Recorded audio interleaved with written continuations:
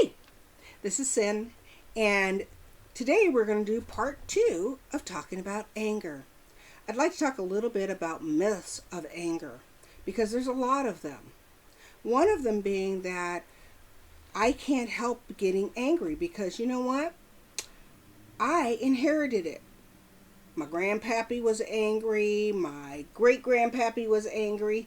It's just a whole angry family, and we just blow our top every time we get angry. Well, that's not really true.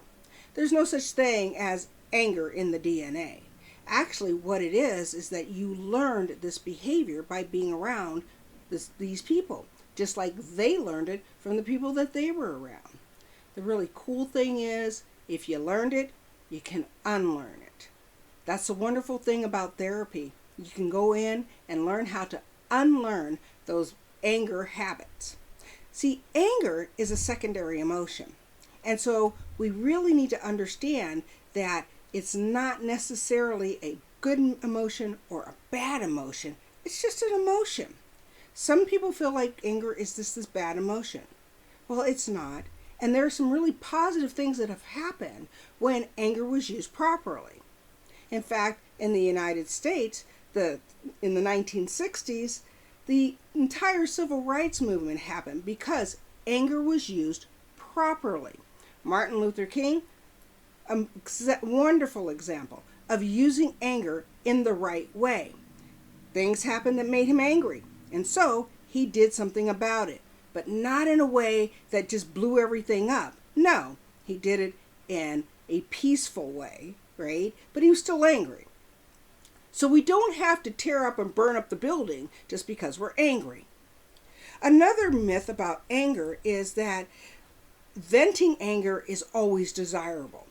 Why we have these rooms now or these places where you can go in and you can bash and tear up stuff because you're angry. You can punch pillows.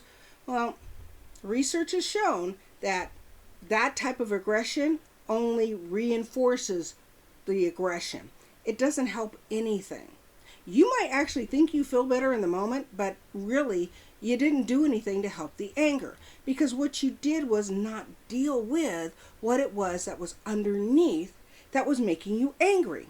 See, the reality is that again with the secondary emotion, but what we're doing with the secondary emotion is imagine our kid running towards that street again, like I talked about before, and we grab them back and pull them back, right? Our heart is stopped. We're terrified that something's going to happen to them. And then the next thing we do is we get mad at the kid for running towards the street, especially if we told them not to do that before. That's why we get angry, because I don't want to feel like that again. I don't like the way that feels. So anger comes up. So, what we really want to do is try and break that habit. There are ways to do that. We need to slow the emotion down. The other thing is that anger automatically leads to aggression. Again, Martin Luther King, Gandhi, probably even Mother Teresa all showed us that no, it really doesn't. So, again, it's all about us slowing stuff down, being mindful about what am I feeling in this moment, because the reality is if I let my anger get out of control, what happens is I end up with court-ordered anger management. Now, they don't tell us to go to court-ordered anger cessation classes. It's anger management classes, because we don't get rid of anger, we learn how to manage it.